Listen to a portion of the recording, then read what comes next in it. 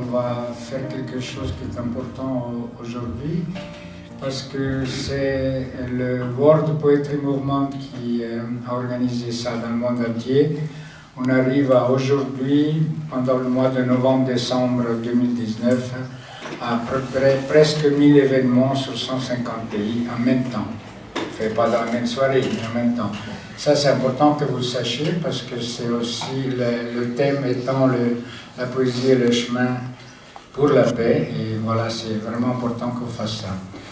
Avec Heike et moi, on a organisé seulement 5 événements sur Genève, et puis tous les poètes étaient censés organiser quelque chose. Ce soir, ça fonctionne comme ça, c'est une scène libre. Donc tous ceux qui sont soit poètes, soit poétesses, soit amatrices, soit amateurs de poésie peuvent lire. Évidemment, s'il y en a beaucoup, on essaye chacun de faire peut-être 5 minutes, si on est beaucoup, 3 minutes, et si on est moins, on fait 10 minutes. Voilà, c'est un peu l'idée. Alors je ne sais pas qui veut commencer, c'est quelqu'un qui se lance. Des géants de la poésie ont lu des poèmes ici. Je parle de mon ami André Melter qui a dirigé la collection Poésie Gallimard pendant 25 ans. Ce poème s'appelle « Allégeance ». Dans les rues de la ville, il y a mon amour. Peu importe où il va dans le temps divisé, il n'est plus mon amour, chacun peut lui parler. Il ne se souvient plus qui au juste l'aima.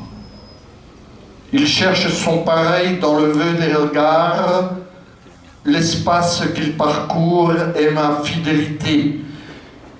Il dessine l'espoir et léger les conduit. Il est prépondérant sans qu'on y prenne part. Je vis au fond de lui comme une épave heureuse, à son insu, ma solitude et son trésor. Dans le grand méridien où s'inscrit mon essor, ma liberté le creuse. Dans les rues de la ville, il y a mon amour.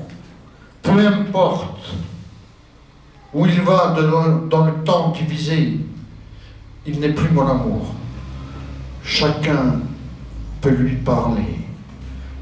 Il ne se souvient plus qui au juste l'aima et l'éclaire de loin pour qu'il ne tombe pas. Voilà. C'est un très beau poème de René Char qui est extrait de la collection Poésie Gallimard qui a été justement ouverte par mon ami Alain Geoffroy dans les années 70. Il s'est extrait d'un livre qui s'appelle « Éloge d'une soupçonnée ». Il est arrivé un drame politique à René Char. Il était résistant du côté de l'île sur la Sorgue, dans le sud de la France, pas tout près du Luberon. Et c'était la guerre, c'était en 1943. Et les Allemands étaient devant, avec des mitraillettes. René Char était au front, avec ses camarades de résistance, et les Allemands lui ont dit « Qu'est-ce que vous préférez, monsieur René Char, qu'on abatte votre ami, qui est un poète aussi comme vous, ou que le village y passe ?» René Char a préféré que le village n'y passe pas. Il a donc sacrifié son ami. Et il a écrit en rentrant chez lui, « Les yeux seuls sont encore capables de pousser un cri. »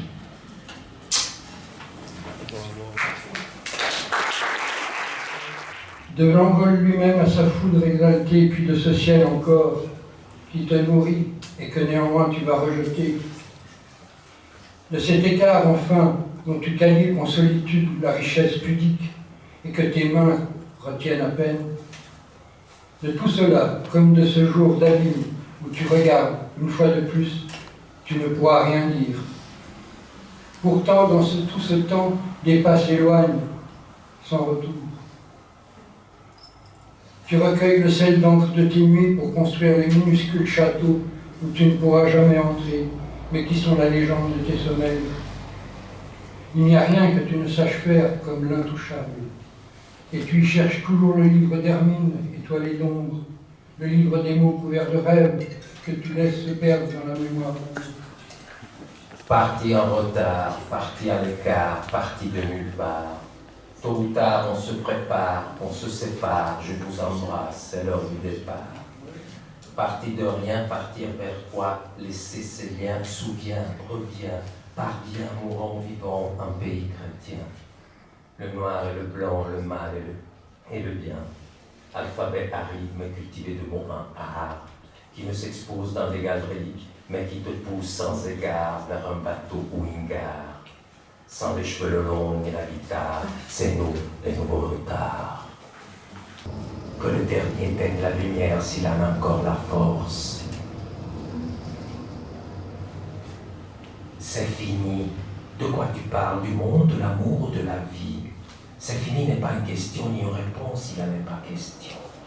C'est une phrase suspendue, peut-être un râle ou une confession. C'est fini prend rapidement les ressemblances d'une hésitation qui coûte cher. Engin précipitamment lancé vers un mur ou un lampadaire. Porte qui se referme et tout qui reste à refaire. Apocalypse, un monde à l'envers. Trop de hier froid et de dangers imaginaires de formats divers.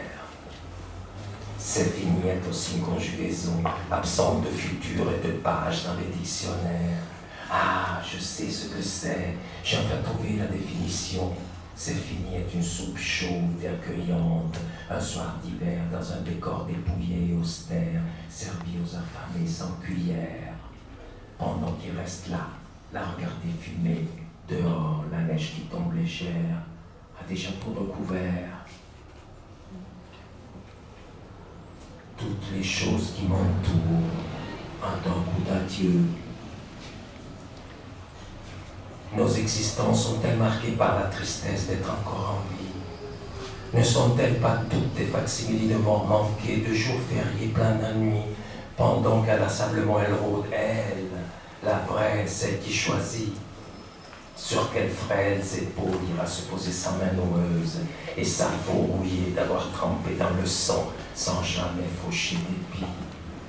Sur ces jours de tristesse, il brille au soleil effronté qui, magnanime, glisse quelques centimètres entre le deuil et la survie. Alors, je m'appelle Caroline Morel, je suis française, je viens d'arriver à Genève depuis le mois de juillet dernier et je travaille la calligraphie avec un poète de la région lyonnaise qui s'appelle Mohamed El Amraoui. Ce sont ces textes que je vais vous lire, il n'est même pas au courant que je vais lire ces textes. Et il s'agit ici de photos en fait, donc ça va être très bref. Et si vous aimez ça, peut-être on fera une lecture avec lui plus tard. Mais je trouvais que c'était bien qu'il arrive jusqu'ici ce soir. Il écrit en français, il écrit aussi en arabe, il vide sa plume, atelier d'écriture, texte, traduction. Et c'est un travail que j'aimerais bien faire connaître, puisque c'est francophone de toute façon. Voilà. Alors, ces photos, s'il était là, il vous l'expliquerait, ce sont des choses de ses souvenirs personnels, de son imaginaire, une espèce d'album photo qu'il irait rechercher dans ses propres souvenirs. Photo 2. Un cortège de fenêtres se penche sur l'eau. La nuit penche de tout son poids sur la pensée. L'eau touche le genou de l'étranger. Photo 3. Durant toute la nuit, un trait rouge se lève comme un poteau électrique ou un sexe ou un œsophage irrité.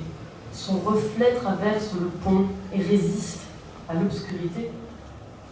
Pour la première fois, je remarque une couche de feuilles d'or, aussi fraîche sur la bordure à la fois du bitume et de la nuit. Au-delà des parapets, la ville couchée comme un rêve, ni bon ni mauvais. Quelques bourgeons de verre sortent des fenêtres. Et peut-être y a-t-il un passant qui me donnerait une cigarette ou une grimace violente. Photo 4. De ce côté, l'ombre d'un pont sur le pont se propage avec un sourd bruit. De ce côté, l'ombre d'un pont, encore, remonte le mur antique qui le soutient. De ce côté, des strates de lumière descendent jusqu'au lit du fleuve, et cela se passe sans que personne n'y prête attention. Un soir de bronze et de cuivre s'engouffre dans ma bouche.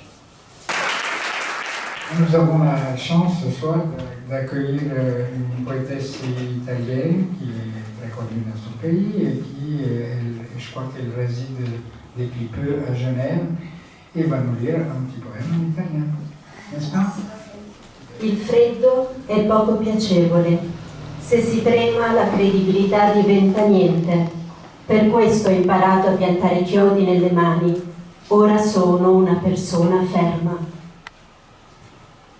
Ieri il bambino più alto ha messo una pietra tra i denti e ha iniziato a masticare.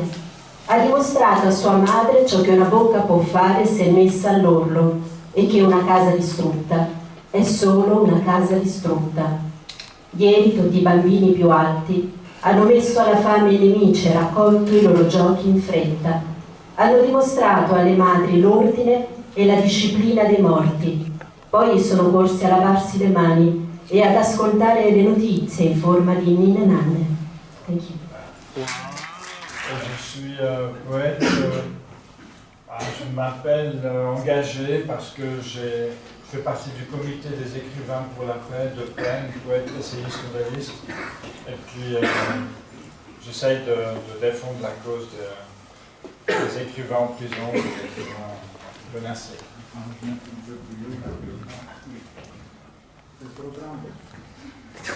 Place des Nations. Quel effet sur moi quand j'entends Place des Nations les diplomates nettoyer les rues de Bagdad avec le sang des électeurs? Quel effet sur moi quand je vois sortir du mur de la Réforme 4 sages de pierre au bastion pour un nouveau contrat social? Quel effet sur moi quand j'apprends la mort de Swissair, grippe aviaire, Swisscom et les petits actionnaires, symbole de paysage liquide? J'irai seul chez Girard aux grottes pour un vieux fer à bricelets. Faire nonchalant au pont des Bergues la moue aux enseignes prestigieuses. Rolex, National Suisse, Chopin, plein palais. Le risque du soleil éclaire la nuit, les brèves neiges, de sortie du Victoria Hall, clowns et musiciens nous enchantent. Ariana, Beaulieu et Bertrand, j'irai dormir sous vos cèdres, laissant paisiblement la ville retrouver quelque autre valeur.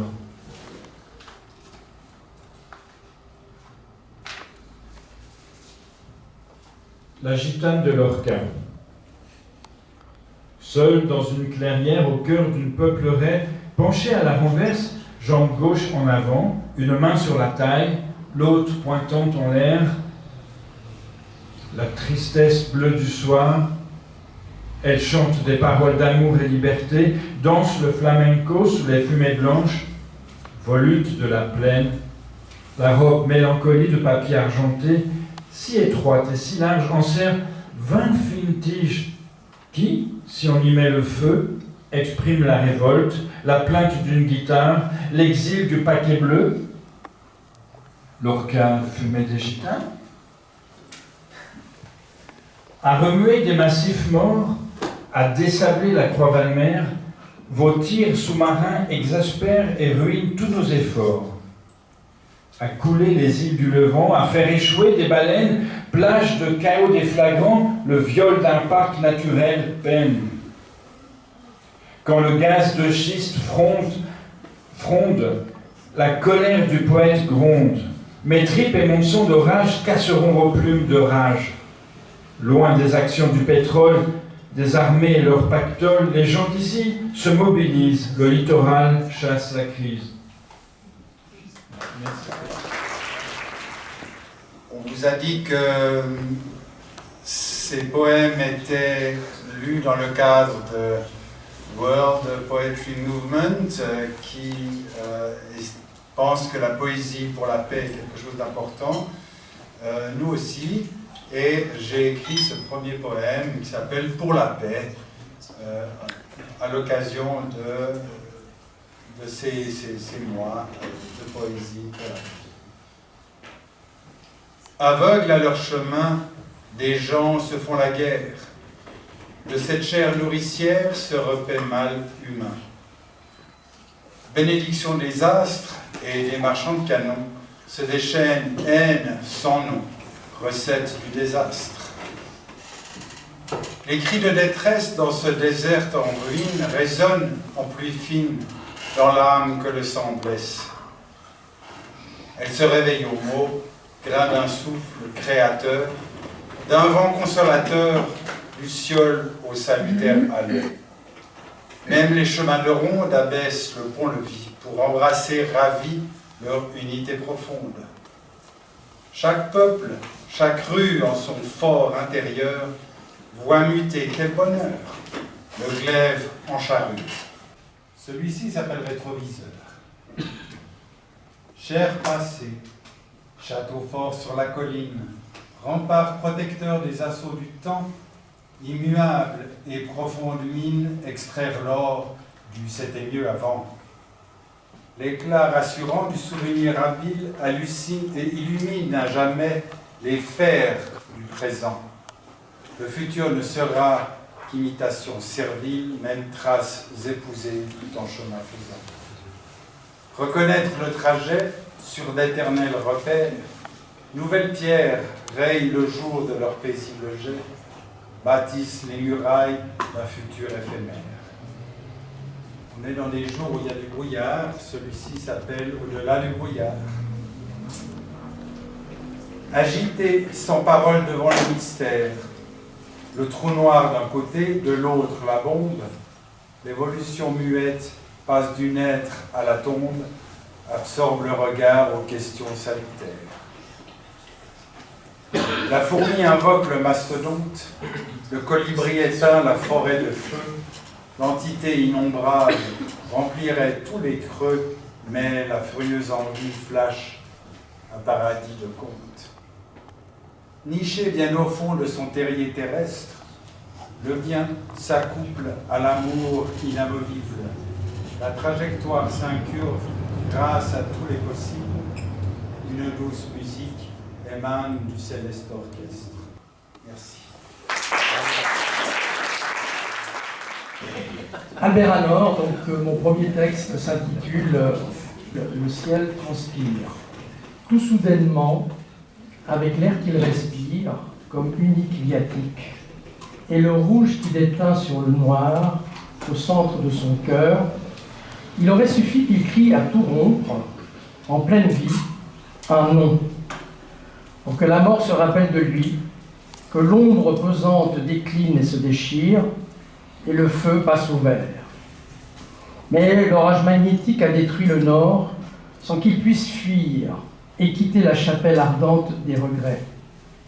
En s'adossant au vide d'une prémonition fissurée d'exil, il comprendra l'envergure du Milan, dans le square noyé de criquets grimaçants, où les éponges endurcies sans revenir à l'écume, et mettra alors la nuit en attente, pour finir autrement l'usage de l'être.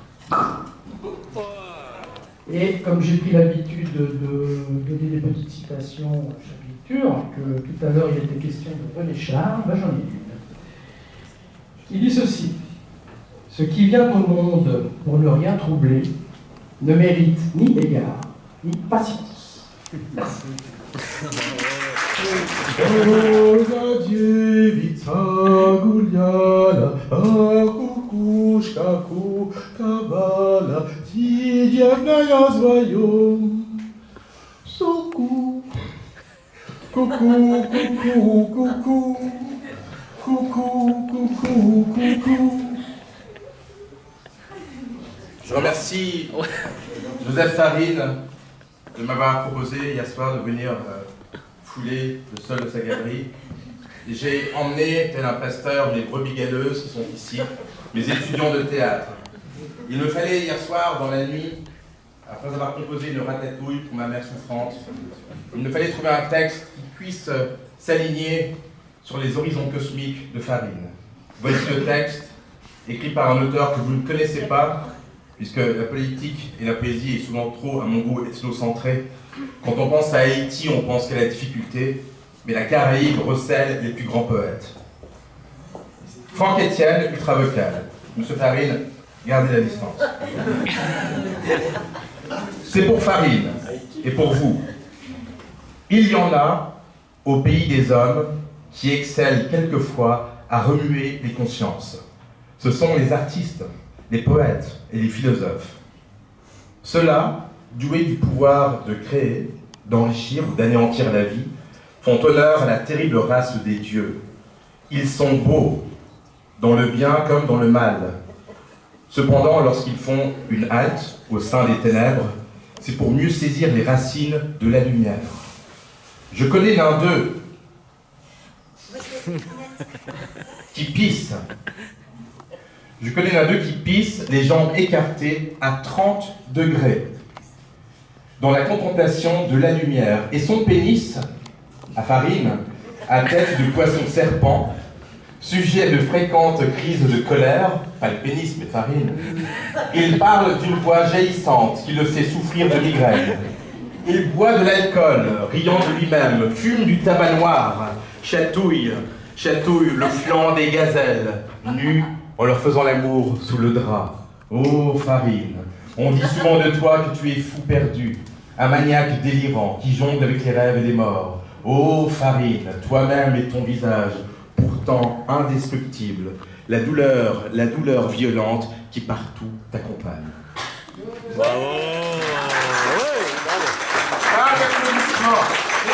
L'applaudissement est un geste capitaliste. Je suis issu d'un viol. Mon père, Jean-Yves Chospé, a violé ma mère. Il est normal, tant elle était bonne.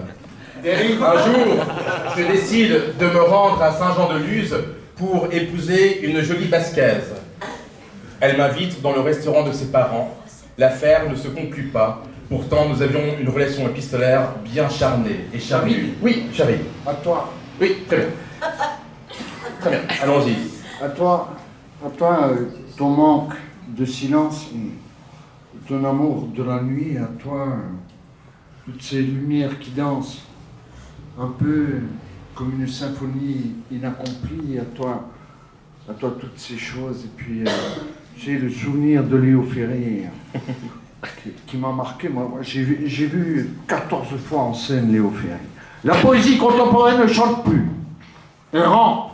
Elle a cependant le privilège de la distinction, ne fréquente pas les mots malfamés, les ignore. À périodique, on préfère menstruel. Il en va répéter qu'il y a des mots qui ne doivent pas sortir du laboratoire ou du codex. Le snobisme scolaire, qui consiste en poésie à n'accepter que certains mots à la privée de certains autres, me fait penser à l'imbécilité du rince-doigt et du baise-main. Ce n'est pas le rince-doigt qui fait les mains propres. Ce n'est pas le baise-main qui fait la tendresse. C'est la poésie qui illustre le mot. À l'école de la poésie, on n'apprend pas, on se bat. Hein? Allez. Bravo. Benoît Aubry. Et j'ai un très grand respect pour les poètes, écrivains et dramaturges, donc c'est vraiment plus d'humilité que je vais vous lire un peu des textes que j'ai écrits. Que serait un poète? Que serait un poète sans musicalité, sans verset dans la tête, sans mots de qualité, sans la muse mécène liante à son cœur, l'amusement des simplets, s'enivrant de liqueur? L'allégresse est écrite et oppresse ses rimes, mais l'ivresse du scribe est maîtresse de crime. Assoiffée de passion, l'insatiable poison coule sur les lèvres, noircissant les toisons. L'encrier s'amoindrit lorsque tombe la nuit, qu'embrassade embrasée s'extasie dans les lits, que les femmes sont nues et la nuit est ténèbres, que les flammes se fanent en un frimas funèbre. Le foyer se consume aux lueurs de l'aurore, attisé de pamphlets, oublié par le sort, et laissé au brasier par l'infirmalité, Que serait un poète sans musicalité?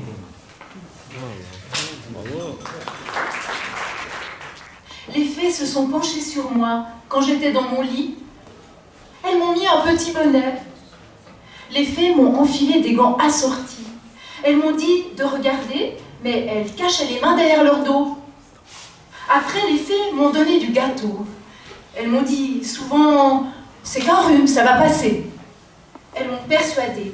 Elles m'ont mis des gouttes dans le nez. Les fées m'ont fait tirer un numéro. Elles m'ont recommandé d'attendre mon tour, même si ça pressait. Les fées savaient quel numéro j'avais. Elles tenaient le registre des présences. Elles pouvaient quand même pas se rappeler tous les noms. On était nombreux. Les numéros se suivent. Les numéros nous désignaient de manière précise. Les fées étaient bien organisées. On avait tous des chaussures et on avait tous des anoraks. Et on jouait dans la neige et les fées surveillaient près du trou.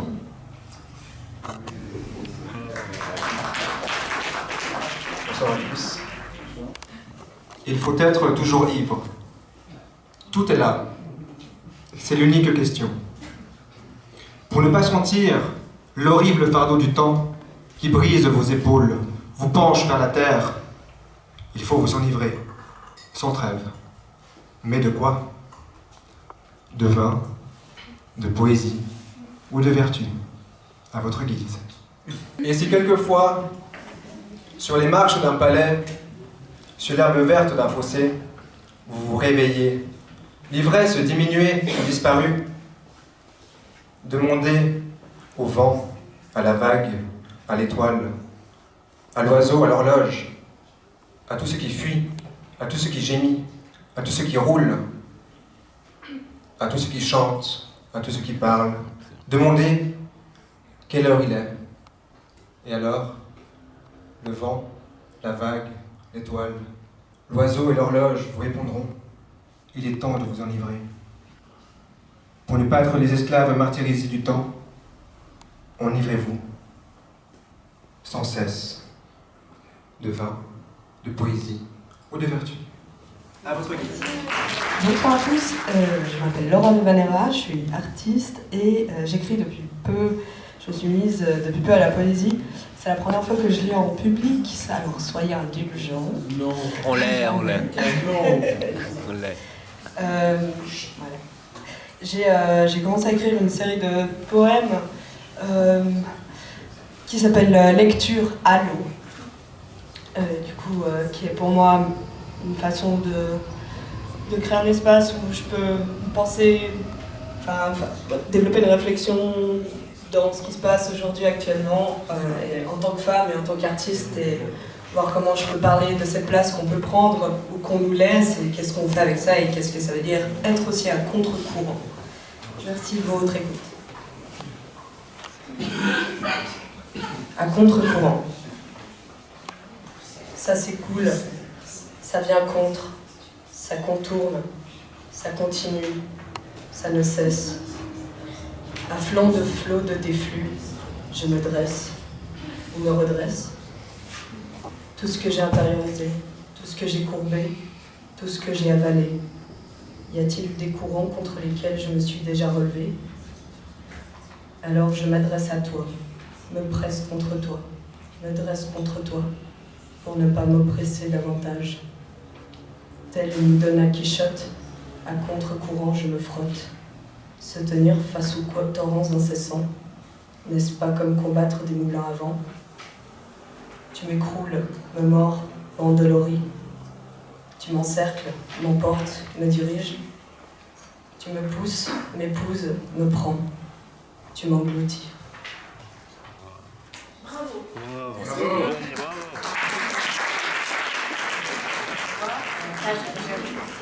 Ah oui, peut-être que je vais commencer avec une improvisation. C'est une phrase que j'ai entendue aujourd'hui à la radio. À la radio, c'était une émission qui parlait du festival de films pour la Palestine. Et j'ai retenu une phrase qui m'a beaucoup touchée. Et je me suis dit, je pourrais faire une improvisation sur cette phrase. J'aurais fait avec le Louper, là je l'ai fait sur. Jamais. Toujours.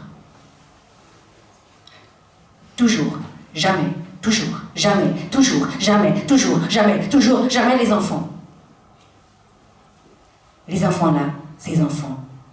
Ces enfants-là, toujours, jamais, ces enfants-là, ces enfants, toujours, jamais. Ces enfants-là, non, jamais. Ces enfants-là ont toujours, ces enfants-là n'ont jamais connu la paix. Ces enfants-là ont toujours vécu dans la guerre. Ces enfants-là, jamais, jamais, toujours, jamais la paix, la guerre, jamais. Ces enfants-là n'ont jamais connu. We would like if Kan ik bilden woorden about all I am, ben so confused what you really would like to go to. Nicht pas. Wieso denn nicht? We have to go, niet. Don't go near Pramaya Daroga, don't go, niet, don't. Müssen doch parkieren, haben doch ein Partit, ja außerdem, dann soll er doch hier und da gehen, so nicht, dass ein Go, wait. Was denn auch sonst? Conectar con el público, what else out of knowledge? It's not a negation, c'est complètement affirmatif, total positives waiting. Yes, it is really, réellement vrai.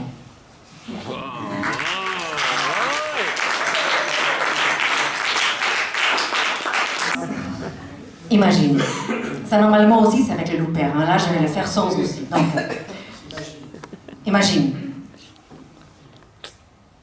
J'ai perdu mes phrases, j'ai perdu ma carte, j'ai perdu mes clés, j'ai perdu ma tête, j'ai perdu mon argent, j'ai perdu mon livre, j'ai perdu mon lit, j'ai perdu mes chaussures, j'ai perdu mes enfants, j'ai perdu ma langue. J'ai perdu mon crayon, j'ai perdu mon couteau, j'ai perdu mes yeux, j'ai perdu mes amis, j'ai perdu ma veste, j'ai perdu ma raison, j'ai perdu ma brosse, j'ai perdu mes mots. J'ai perdu ma famille, j'ai perdu mes papiers, j'ai perdu mon identité, j'ai perdu mon pays, j'ai perdu mon... Je t'ai perdu, imagine.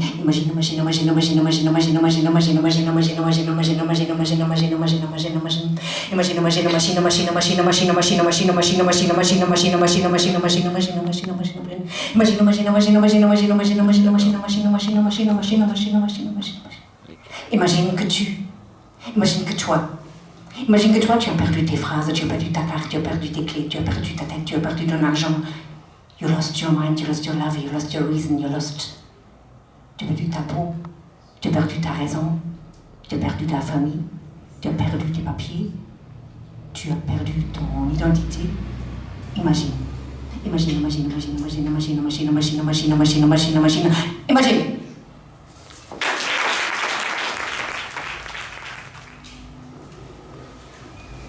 Les ongles longs des violons de l'automne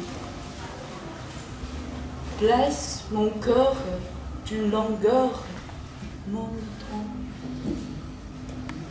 Tout suffocant et blême quand son l'heure.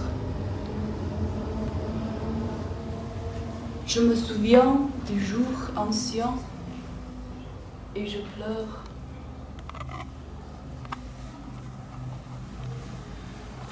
Oh, je voudrais. Oh, je voudrais tant que tu te souviens.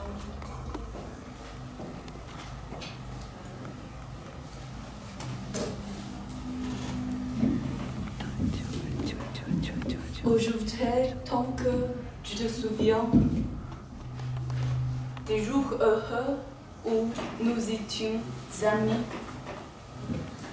Et ce temps-là, la vie était plus belle et le soleil plus brillant qu'aujourd'hui. Les feuilles mortes se ramassent à la pelle. Tu vois, je n'ai pas oublié. Les feuilles mortes se ramassent à la pelle, les souvenirs et le regret aussi.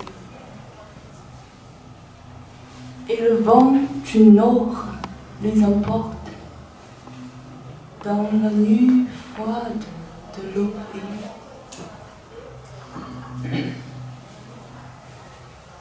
C'est une chanson.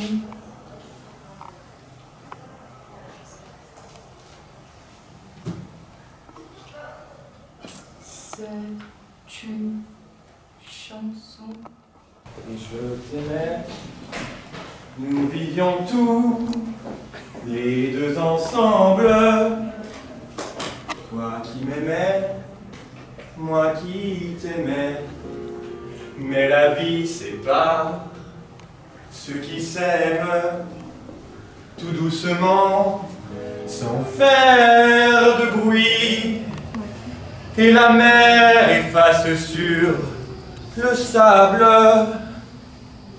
les pas des amants et unis.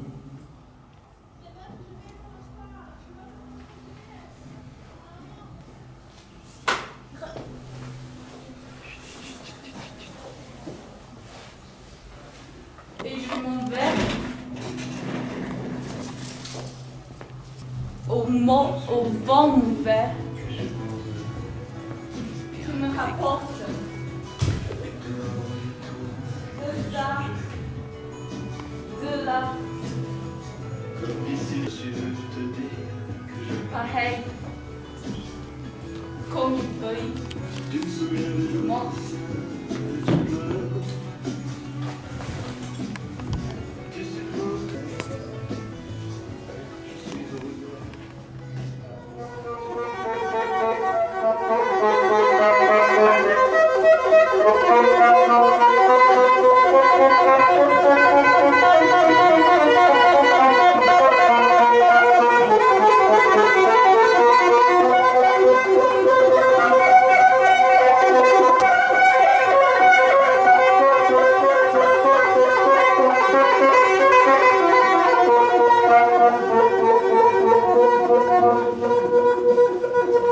Ben, il a pas rouillé le jeune homme, hein? Parfait. Parfait.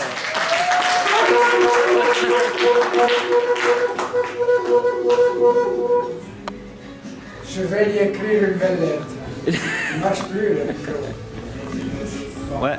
Elle devient une partie de ma géographie amoureuse. Je suis le premier habitant de mon seul plaisir de parler, de crayonner mes rêves. Je n'ai pas le courage de descendre dans la rue. Un état de demi-veille dans un brouillard tranquille. Peut-être qu'il marche, non. Non. Je chantonne à côté de la radio pour surmonter la longue attente. Mon front brûle. Je n'ai plus rien à craindre pour ma vie. Du pain à peine sorti du four, j'ai perdu trop de temps. Je laisse aller ma tête et ferme les yeux. Mon cœur tressaille, un morceau de ciel dans la main. Il ne faut pas que je me retourne. Je me cogne pour grandir. Je ne sais pas si je dois lui dire ou non. Un regard de graines et de fleurs. Personne ne m'enlèvera plus cette douceur. Je l'ai couvert de baisers, sous les couvertures, son corps nu. J'ai saisi son mamelon entre mes lèvres, avec précaution, ma vie détendue sous la sienne. L'espérance prend l'eau de toutes parts. Je lui suggère de réfléchir toutes les saisons.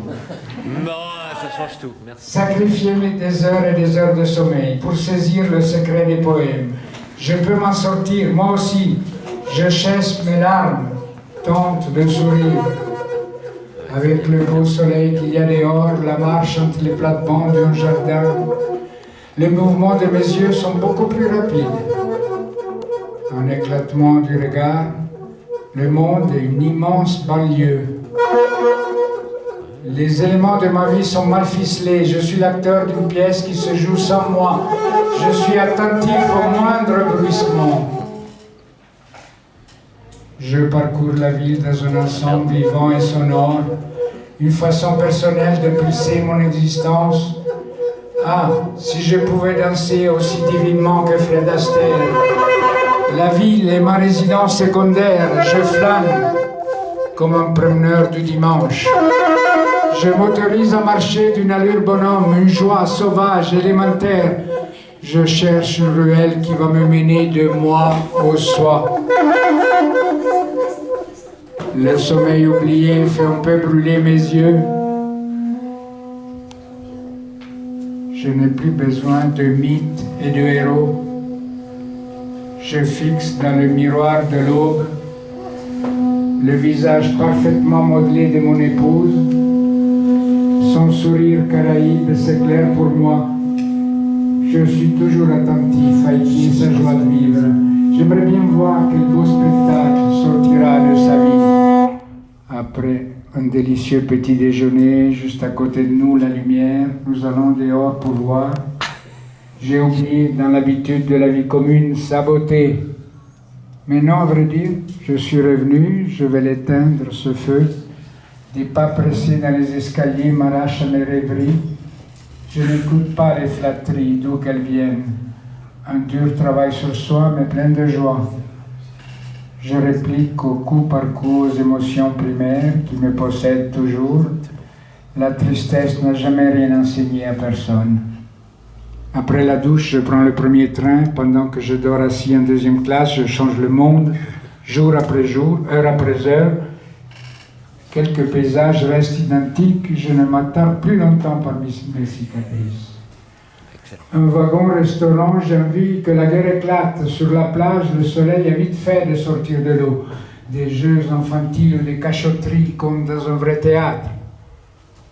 Les émotions bondissent dans mon sillage. Je fais signe à ma vie de me suivre. Je fuis le passé en tournant la tête. Je ne passe plus par le chemin du futur. Je vais piquer au roupillon sur le sable. En me réveillant, en plus de la gaieté, m'est venue une faim comme je n'avais pas connue depuis des années. Il y a une légère secousse de tremblement de terre, le temps de fumer une cigarette. Ma tristesse a un son de reproche, un sursaut. Mes yeux s'ouvrent tout grands pour savourer le visage de la lumière. J'ai faim d'autres mondes. Moi, président de la République, je ferai en sorte que mon comportement soit en chaque instant exemplaire. Moi, président de la République, j'aurai aussi à cœur de ne pas avoir un statut pénal du chef de l'État. Je le ferai réformer de façon que si des actes antérieurs à ma prise de fonction venaient à être contestés, je puisse, dans certaines conditions, me rendre à la convocation de tel ou tel magistrat et m'expliquer devant un certain nombre d'instances. Moi, président de la République, je constituerai un gouvernement paritaire d'hommes et de femmes. Moi, président de la République, il y aura un code de déontologie pour les ministres qui ne pourraient pas rentrer dans un conflit d'intérêts. Moi, président de la République, les ministres ne pourront pas cumuler leurs fonctions avec un mandat local parce que je considère qu'ils devraient se consacrer pleinement à leurs tâches. Moi, président de la République, je ferai un acte de décentralisation parce que je pense, oui je pense, que les collectivités locales ont besoin d'un nouveau souffle, n'est-ce pas? De nouvelles compétences, de nouvelles libertés.